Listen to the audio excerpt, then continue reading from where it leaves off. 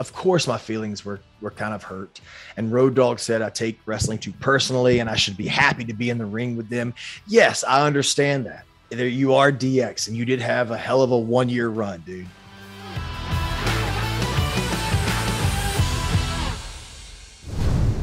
Hey everybody, we're back here in Inside the Ropes, and we're here with a man who does not pull any punches. He is one of the greatest tag team wrestlers in the game today. One half of FTR is Mr. Dax Harwood. Dax, how are you doing? Not too bad. How are you doing, dude? I'm good. You're a man who people are always talking about. You're always in the news. People are Oh always God. talking. So let's just jump straight in, okay? FTR 2023. Everyone wants to know what's the future. Where is your head at right now? I know you've said before, but it's a new day. Things could have changed. I've got to ask the question. Yeah, dude. I think that every day, every hour of every day, my mind changes, or like I think of something new, or I think of something that could affect what we're going to do in 2023 and beyond. There's so many things that I want to accomplish and to continue to accomplish in wrestling, and Cash as well. And whatever decision that I decide to make, it obviously has to be 100% on board with him too. I talked about it on my podcast last week, though. He told me he has his ideas of what he thinks we should do or what he would like to do. He has his goals in mind too. And so do I. And you know what? They kind of parallel each other, I think. But he said his exact words were, ultimately, you have a family you have to look after. And whatever you want to do and whatever's the best decision for you and your family is what I will want to do as well. Because him and my wife and my daughter are very, very, very close. And, I have to take a lot of things and myself, and I'm sure he does as well, but I'm just speaking for myself. I have to take a lot of things into consideration. I have to take time away from home, obviously money as well, because I've got to be able to take care of my wife and my daughter. And then going in the future too, I want to provide for my daughter and give her a life that I was unfortunately, I never got to have, but also, you don't want to make her work for it too. But, and then on top of that, we talk about it to ad nauseum, the legacy that we want to leave in professional wrestling. That's so important to me and to Cash. But wrestling has done so much good for me in my life. I'm not even talking about the 19 years that I've been wrestling. I mean, beyond the 19 years, the 32 years I've been a fan, it has done so much to me. Growing up, this may make me sound holier than thou or not cool, but growing up, all through high school, I never did drugs. I never drank alcohol. I never got in trouble ever, all because I just wanted to be home watching wrestling, and I idolized, I'm sure you've heard of him before. His name is Bret the Hitman Hart. I idolized him and I wanted to be him. And I thought that, for me to be able to make him as happy and make him as proud as he made me, I had to follow his words and follow the way he, portrayed himself on television. And so it's done so much good for me. I just want to be able to do that much good for it as well. Well, I did want to get, because as we know, April's the time where you're going to make some decision about what you're going to do. And you're in this unique position where you're kind of staying at home just now to figure out what you're going to do. Have you thought about, the pros for your legacy or the cons for your legacy if you do stay at AEW? I've thought about pros and cons for everything. I've thought about pros and cons if I stay with AEW. I've thought about pros and cons if, we go to WWE. I've thought about pros and cons if we decide to stay on the independent circuit and work the matches that are fun to us and that mean a lot to us, and then be able to go to New Japan. And I don't think that I am giving any, crazy news or this is going to make any kind of headlines. I don't know, but New Japan has expressed interest in us being with them. Mm-hmm. And I would absolutely love that. That's a dream of mine. But then I think about the cons to that, staying away or being away from my family. I'd have to fly my family over to Japan and they'd have to live with me there. There's no way I could be gone because I love them too much. And I was away from my daughter for so long of her life, such a long period of her life. where I was away, and now it's my time to make that up to her.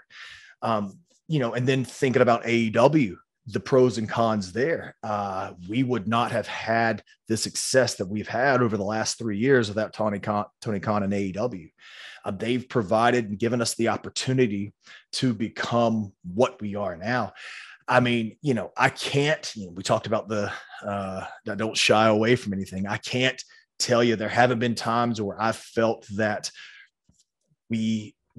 our momentum was missed, or we were in some less than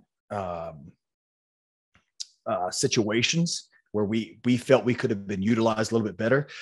But any line of work, whether it's wrestling, entertainment, acting, or working at Starbucks down the street, you always think you deserve better. If you have any kind of fondness to your own character, or you're proud of your own character, you always think you deserve better. And I always felt that we did deserve better, and that's not to say that I was never happy. Obviously I was super happy at many times, but there are pros and cons there too. And then we're going to talk about WWE and the cons to that, being away from the family on the road, what we were before we came to AEW. I don't think that we were obviously, we didn't fulfill what we thought we could fulfill. But the pros to that is we can go back and prove ourselves right in what we thought we deserved. We can prove ourselves right. So there's there's a lot of pros and cons to everything that I've thought about. And it's, I've been very open about my anxiety, and to say that since January, that my anxiety hasn't affected anything would be a complete lie, dude. This, for my career, aside from the dark period that I had for that year, this is the most anxious I have been. Anxious in a good way, but still anxious, because the next decision we make, in April, the decision we make will 99.9%, at least for me, maybe not for Cash, 99.9% will be the last thing that I do in professional wrestling. And so it's very, very, very, very, very important to me. I do just want to, because obviously I'd love for you to just tell me right now what you're going to do, but you're obviously not going to tell me on this podcast or this show, sorry. But I do have two piggyback questions. One, with WWE, is Vince McMahon's potential return a factor? Is that a factor of you even considering it? Oh yeah, 100% for sure. And the reason, honestly, dude, look, the reason I can't tell you what I want to do is because honest to God, I don't know. I talked about it on my podcast. There's something I want to do with my brain, and there's something I want to do with my heart, and they've got to meet in the middle. And right now they're not, because they're two opposite things. But the Vince McMahon question, yeah, for sure. I mean, there are pros and there's comparing and contrasting Vince and Tony. There's so much that they are alike with, but there's so many things they're also different with. And I've made it pretty public that when we were there, Vince McMahon was not a huge fan of us aesthetically, and how we look, and how we speak. He loved our work. He would tell us all the time he loved our work. But for him, that doesn't equal dollars and cents. Also, on top of that, he's not a fan of tag team wrestling, as you can still, you could see towards the end of his tenure there. So that absolutely 100% makes me think, worry, wonder what would happen if I go there. On the flip side, you've got Tony Khan, a man who's obviously successful in his business ventures, obviously is super passionate, just as maybe this is a revelation, and some people may scoff at this, maybe more hardworking than Vince, because he's got AEW, he's got the soccer league, he's got the Jaguars, he's got so much stuff on his plate. I have texted him and gotten texts from him from 8 a.m. until 8 a.m. the next morning. You know what I mean? I don't know if he ever sleeps, but he is so hardworking and so passionate. But there are also some some things that I don't agree with there as well. So it's either way. Again, there's pros and cons to whatever decision we make. And the Vince situation is pretty intense for me. Maybe that would go in the con column. I did want to ask you, because I think this is really interesting. Nobody's really talked about it, right? So when William Regal left AEW, he was, Tony was very gracious to sort of let him go and let him go back and kind of not finish the storyline that was on TV happening. So let's say you were to choose to leave AEW, say that was your choice hypothetically, would you want to kind of say, well, look, since you're going to pay me right to the end, I want to come back and put somebody over on the way out, I want to do something? Or do you not think that's something that would need to happen? How do you feel about that part of it? Absolutely. So before we took our break, and the break was to rest our bodies, because 2022 and before that, but we have not had a break from any sort of athletic competition for since we've been a team. I mean, we've had injuries, but going straight from an injury to straight to rehab every single day. And then sometimes in Cash's case, coming back to TV early and still traveling and making towns because it was his jaw when he got injured. But we haven't had a break. And we haven't had a physical break or a mental break, and we needed this break. So on the way out, without giving away too much of the magic, if you see on the way out, the matches with Swerve and Keith Lee, the Acclaimed, the Ass Boys, and the Briscoes, there was a common factor in all those matches, and we just happened to lose those matches. And now we have a break where we can rest our bodies, but also rest our minds and think, what are we going to do? Now, to answer your question, absolutely. Coming back for sure. If Tony will have us back, and whenever we feel, and I think we're getting there, this is speaking for me, not Cash, but I think physically I'm getting there, mentally too. If he'll have us back before April, I would love to come in and work with, I mean, God, dude, there's a story to be told with us and the Young Bucks still. We're 1-1. There's stuff in front of the camera and behind the camera that everybody likes to talk about as well. And so there's unfinished business there. Ass Boys, brand new tag team champions. Congratulations to them.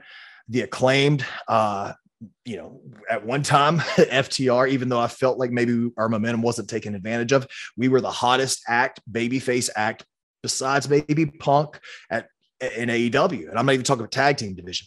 Now the Acclaimed have overtaken that spot, and I think they're the hottest babyface act. So coming back and wrestling with them. So I am super interested in doing that before April is up, but that's Tony's call. And real quick, the thing about Regal, I just want to say that's one of those things about Tony that is a super pro, not a con. And I don't mean Tony Khan, but a pro in that he listened to Regal, and Regal spilled his heart out to him. And Tony said, right, okay, if that's what'll make you happy, let's get it done. He's a good human being. I'll put it like that. Let's talk about the Young Bucks, because they've obviously come up in conversation this past week with your podcast, and I know headlines have ended up coming out of that with the relationship deteriorating. With you and the Young Bucks, it's like you're polar opposite tag teams. They obviously cater to the indie audience that had come to AEW. You cater to traditional wrestling fans, and it kind of seemed like the two of you, as the top two teams in AEW, was just the go-to thing. It was going to be ideal, and then you guys have your series at 1-1. And then the trios titles come in, and now there doesn't really seem to be a lot going on in the tag division. I mean, when for you do you think it started to deteriorate with you and the Bucks? And is there something to salvage there, like you mentioned before? Is there something to salvage and kind of make some money out of it? Well, to answer the last question first, absolutely. There's obvious money, and that may be egotistical of me to say, so I apologize. But I'm speaking specifically from a fan's point of view, from me being a wrestling fan. I would say that we are the two top tag teams in the world. And obviously you want to throw in the Usos as well. And New Day too. But I would say that I think we're the two top tag teams in the world. And I think that the fans also think we are the two best wrestling tag teams in the world. They're very outspoken. We're very outspoken. They have their style. We have their style. So even though there are a lot of obvious differences, there's a lot of similarities too, in front of the camera and behind the camera. So as far as salvaging, I don't know if there's anything to salvage or if there's a need to salvage whatever may have happened or may not have happened. Who knows? I like to keep the mystique there because the fans have built up this. They started out in 2016 building up this rivalry, and now it's 2023 and they have a completely different mindset on this rivalry. And so if I tell you the 100% straight line truth, it may ruin those fans' perception of this rivalry. It could be better. It could be worse. So whatever the fans think is real, I'm going to let them think is real. But in saying that, I don't know if there's anything to be salvaged or if it needs to be salvaged, but absolutely 100% there is money to be made. 1-1, the two best tag teams of a generation. I'll put it like that again, patting myself on the back. There's absolutely money to be made. Where the relationship and what I meant by the relationship had deteriorated or started to deteriorate, it started when anxiety started for me. That was it. I put so much pressure, and this is through therapy that I figured this out. I put so much pressure on being a perfectionist. And I think a lot of people like to say, oh, I'm a perfectionist or I want to be perfect. But being a perfectionist is almost like being a narcissist, not in an egotistical way, but you're trying to reach a certain thing that is unreachable. I talked about it again on my last podcast. I wanted to be the perfect husband. I wanted to be the perfect father. I wanted to be the perfect partner for Cash. I wanted to be the perfect tag team, and I wanted to be the perfect wrestler. And when you put when those are your goals to be perfect, it's absolutely unattainable. And then when you can't attain it, that's when you start mentally questioning yourself. And that's when you start mentally breaking down. And that's what happened to me. I had all these lofty expectations for FTR whenever we left WWE and came to AEW, that we had to be the perfect tag team and could never have a flaw ever. And I felt like from 2020, when we came in April, I guess let's say from when we lost the belts with the Bucks, I felt that after that, things started to slip away from us. And I felt that Tony started to maybe not position us as high in the tag team division as we thought. And so then I'm struggling mentally and I'm like, we deserve this. We should be the perfect team. And when I couldn't reach perfection in that, it started to break me down mentally. And then I started to look at other avenues of where to blame and who to blame and why to blame them when I shouldn't have done that, and I felt that I was maybe right or wrong. I don't know. This is something maybe we can talk about in 5 years, right or wrong. I started to blame the Young Bucks and I started to blame Tony, and I shouldn't have done that. I should have just taken what was given to me and said, look, I can't make this perfect. I can't make it perfect. But what I can do is try to be better. Try to make it perfect, or try to make it the best that I possibly could. Try to make it close enough to perfect for me that would satisfy me. And then I come home and all I could think about was, what am I doing wrong in wrestling? And so I couldn't devote my time to my wife and my daughter that I should have, because I would sit at my table with a computer in front of me and type what I could do to be better. And then I would type these angles out for hours and hours and hours. I would type out angles after angles after angles, what we could do to position ourselves better. And I'd send them all in, right? And so I was taken away from them. And then I started thinking about that, and everything just bubbled over. That's just what happens with anxiety. Everything starts to creep up. It's not just one thing. Everything starts to creep up and then it blows over. It just like a volcano. And that's what happened to me on June the 5th, 2021.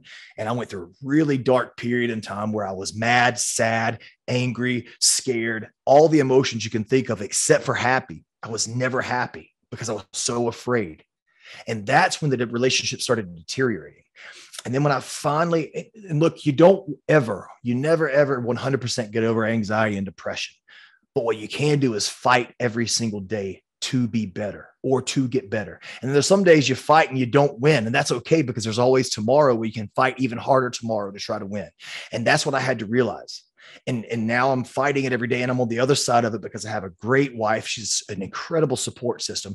I had a great job. Mega, Tony, so many friends, but Mega and Tony specifically took the time to make sure I was okay during my dark period, gave me options for therapy, gave me options for help. And that really meant a lot. And now on the other side of anxiety, I realized that I was taking wrestling way too seriously. And I said it on my podcast, and I'll say it here to you. I should just realize wrestling was a Saturday. It was just a day of the week. My wife and my daughter and what I perceive to be God is what's important to me. My family and my friends, and having fun with them and making the most of the rest of this life that I have, because I could finish this life as soon as I finish here with you. I could get on the street and get killed, or I could live to be 100 and have a great life. But it's up to me. I'm the one that determines that. And I had to realize that. And I was not having a great life at that point. But I'm glad things are better for you now, obviously. Glad you were able to get some help. You mentioned a couple of times about certain times where in AEW, maybe you felt like there was missed opportunities or whatever. So I wanted to ask a two-part question. What has been the highlight in AEW so far, and why? And then what is the biggest missed opportunity in your opinion, and why? Oh, man. You want to get me in trouble, huh? Let's see. I asked a nice one as well. Yeah. The biggest highlight in AEW. My God, dude, people are going to think that I'm this soft as ice cream son of a bitch. But the biggest highlight in AEW is my daughter coming out on stage after she won her battle. And Tony gave us the blessing, and actually didn't even just give us the blessing. He loved the idea and allowed her to come out and get a moment, because she fought so hard to overcome that. And 10,000 people in the arena cheered for her. That's probably my biggest accomplishment in AEW. The biggest missed opportunity. This is all selfishness, right? And I think if we look back at it, what I'm about to say, and if we went with what I'm about to say, we could have missed the meteoric rise of the Acclaimed, who are homegrown talent, who are young, hungry, and the fans love them. I think the biggest missed opportunity came for us from April until about, September-ish. I felt that we were hotter than we had ever been. And I think we were, and I still think that now.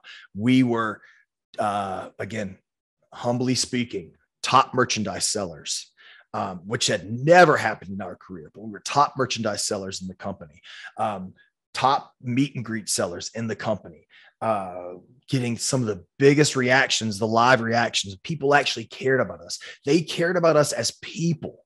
They didn't care about the big rig or the shatter machine. They didn't care about the stuffed pile driver or the slingshot power bomb. They cared about us as people, in our struggles, and hoping that we would win. And I don't mean just win a match, hoping that we would win the day, win the moment. That's what they wanted us to do. And that's after 10 years of being a tag team, I felt we were finally over.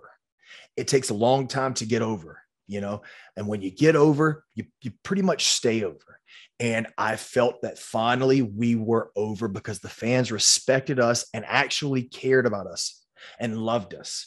And so I think that was our biggest missed opportunity. But again, as a company, if we would have gone with FTR as the tag team champions and leading the division and being, the top of the babyface food chain, or being up there, then we would have missed the rise of the Acclaimed. And I would not have I'm glad that we didn't get that opportunity, because I would have much rather they have gotten what they've gotten, because what we have, you can't take away from us, and what we have is, like I said, the respect and love and admiration from the fans. We didn't need the belts. We didn't need to win matches. We got our trilogy with the Briscoes. We got our match, our New Japan matches that were so important to us, especially the one with Aussie Open. And we got to perform and live our dream out. And I wouldn't take away what the Acclaimed have gotten to give us that moment, because I think we're going to do okay. I think you will too. Listen, with the podcast, it's very successful. Obviously the Punk episode was huge. Everybody was talking about it. So I do need to answer a couple of questions about Punk. Rumble weekend, there was this massive story about an off comment that Seth Rollins said, kind of in character, kind of not, about how Punk was a cancer and he didn't want to see him back. Did you kind of expect that kind of comment to come out? And what did you think when you heard it? No, I didn't expect it. But when I heard it, I had no feelings towards it. I mean, again, the same thing with the Young Bucks and FTR. You can't know the magic fully, because if you know the magic fully, then you really don't care. You really don't truly care about it, because then you're like, oh, okay, well, they're just playing, So I never, as far as me and the Bucks go, I never want to fully let you in on the story. When it's time, it'll be time. But right now, I don't want to let you in on the story, because it's either not going to meet your shooting expectations, or it's going to exceed them, and then you're going to want more and more and more. But with that, with the Punk situation, the story has been out. Things have been said about Punk, right? So Seth Rollins saying those things is nothing new, but it is a WWE guy saying it. So it got some traction and got Seth got him some headlines, and I think that I have a ton of respect for Seth, and he and I, when I was in WWE, we were very close. I went to his training school and hung out with him, went to his coffee shop. He was a great person to me. And obviously have a great relationship with Punk, maybe my best friend, Cash and Punk. But in saying that, if it's real and Seth doesn't like him, that's okay. You know what I mean? That is totally okay. If it's a work, that's totally okay too. Because you're allowed to think and do and feel how you want. And I can't be mad at someone for not liking a friend of mine, because I'm telling you, there's a shit ton of people on this planet right now that don't like me, and Cash still loves me. You and Cash and Punk obviously got on so well, kindred spirits in AEW. What was it? What was the intangible thing at the beginning that connected you guys so well? I think, honestly, dude, it was the love and admiration we have for wrestling as an entity, not wrestling as it's a TV show or it's a job or it's one of these things I like to do. It is an entity, it ranks right up there with my family, how much I love it. And I've told this story before on my podcast, but I told Cash, I didn't think Punk and I were going to get along. I'd met him one time before, but it was very briefly at FCW. But I told Cash, my exact words were, if this motherfucker comes in and tells me that I'm not dressed up enough, because I was thinking he was still thinking about dress code from WWE, then he and I are going to have a problem. Right. So meeting him, I already had this preconceived notion, which is not right. And I shouldn't have, but I did. And I was on edge. Like, fuck, if he says one thing wrong, we're going to go, not a fight, but we're going to have a little argument here.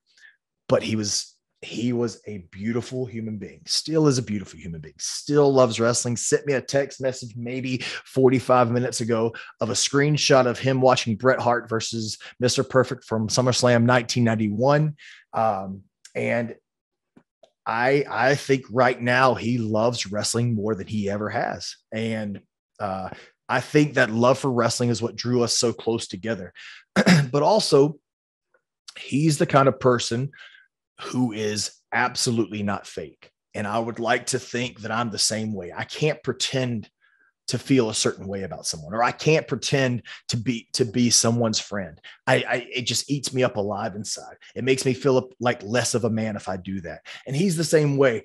And you know, we both have certain reputations, but when in a business where you're supposed to sit back and say, yes, sir, yes, ma'am, no, sir, no, ma'am, I'll do what you say. When you fight back a little bit and you say, no, I think that I should do this. I think I'm better than being at this part of the card. Then you're labeled as difficult to deal with. Think about when we left, or right before we left WWE. It was being told to the dirt sheets. We were whiners. We were complainers. We were always upset. No. We just pushed to be better. We just wanted more. And we were upset that we were down here, knowing that we could at least be right here. You know what I mean? So it's just like anything else in life. When you push back, you're going to get a reputation, and sometimes people are going to love you for it, and sometimes people are going to hate you for it. And sometimes it's the same people that love and hate you, but you got to deal with it. And if you're going to act that way and you're going to be that way and feel that way, you got to understand that's the baggage that comes with it. And you know, the episode that you did on Punk was great. There was so much, you know, good stuff in there. And one of the things I wanted to kind of ask you about was, because, you know, you've been pro Punk for a long time. It's not maybe the most popular view to have sometimes, but how has that kind of affected like relationships with you and AEW with people? Like, has that been like a negative, or do people kind of understand you two are buddies, so let's leave that alone?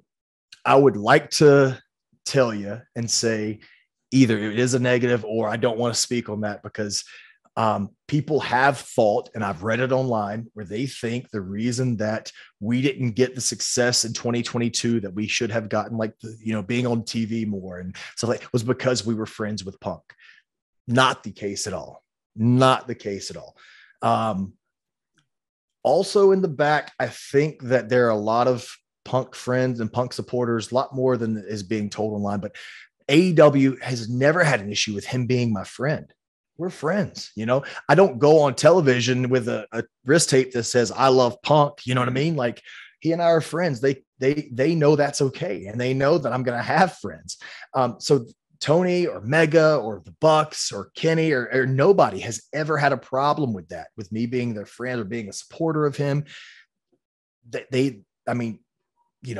What can I do, or what can I say? He's just someone that I enjoy being around and hanging out with and talking to. So no, dude, it's the complete opposite. Actually, they really don't give a shit that I'm friends with him. Yeah, it's funny because I was listening to Dave Meltzer a couple of weeks ago or something. He went, I'm sorry. And he'd said before, there's no chance that we will see CM Punk back in AEW. And now he's kind of softened his approach. Do you think we're any closer to potentially there being an opportunity to see him in AEW than we were 3 months ago? So a few months ago, I wasn't even there. You know what I mean? Like, I wasn't in AEW. We left.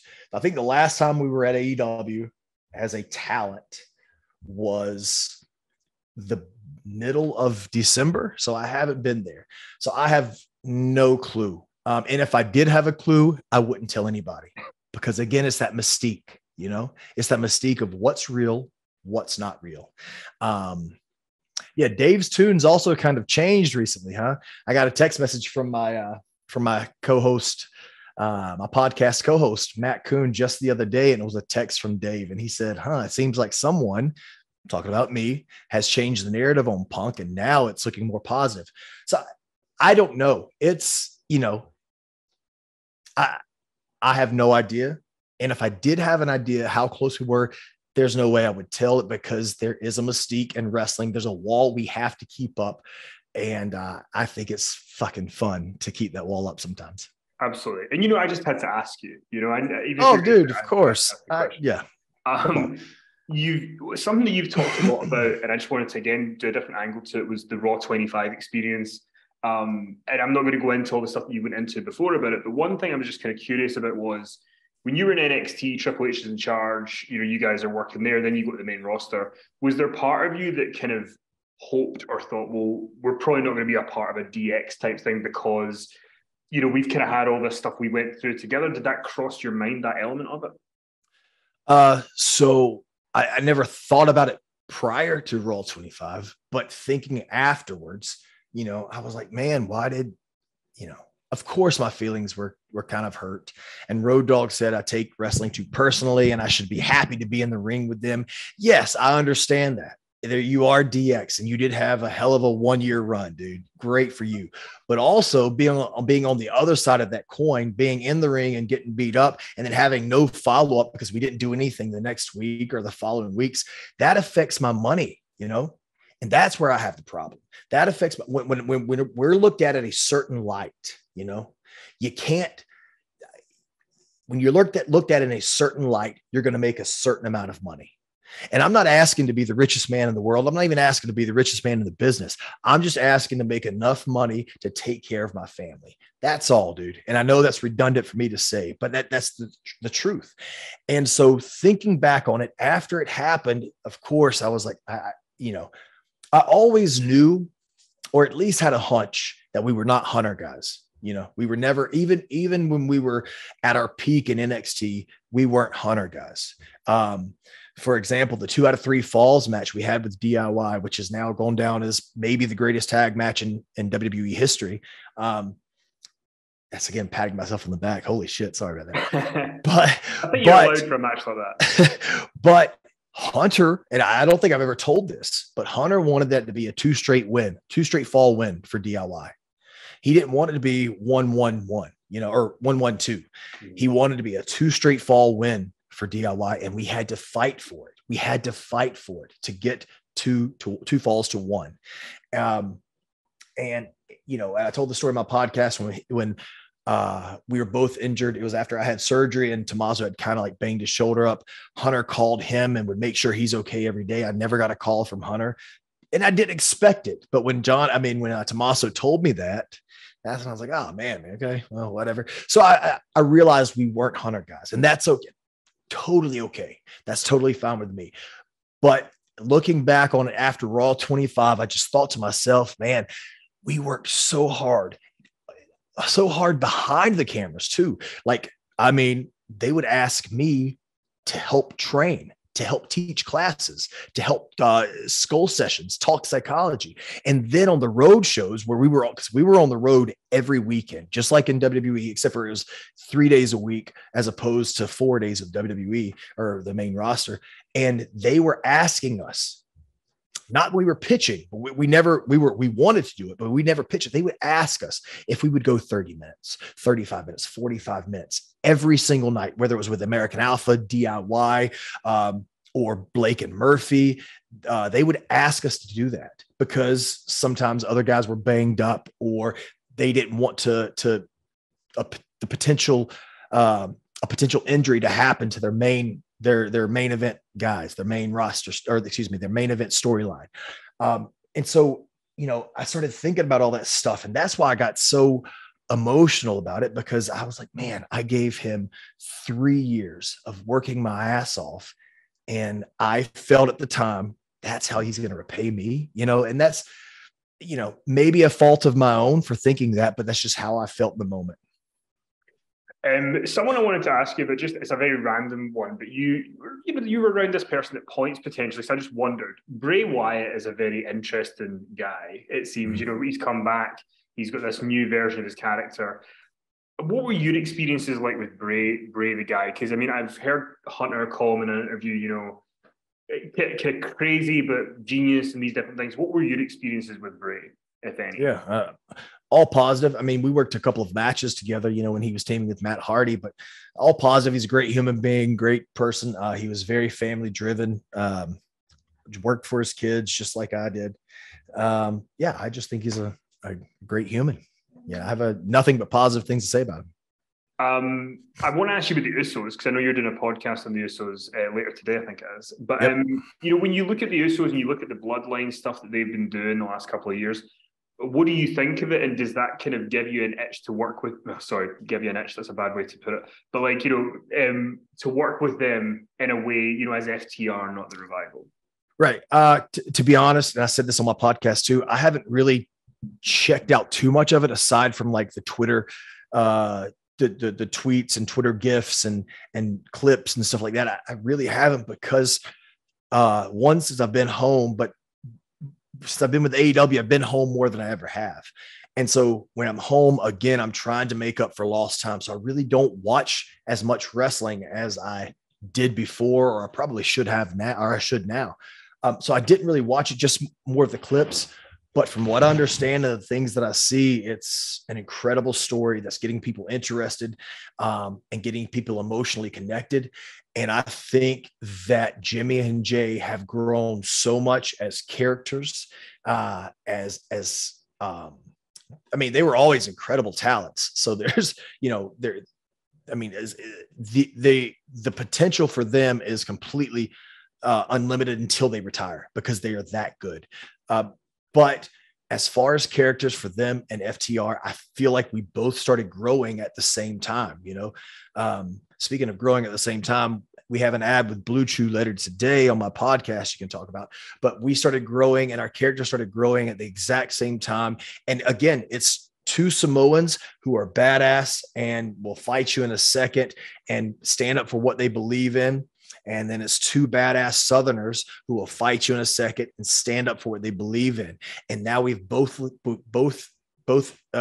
teams have been emotionally connected with the audience. They don't care. It's not like they want to see us do a certain move.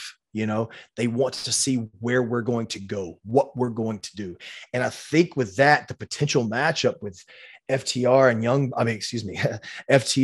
Usos, that is something that excites me. That's the kind of stuff that excites me in wrestling.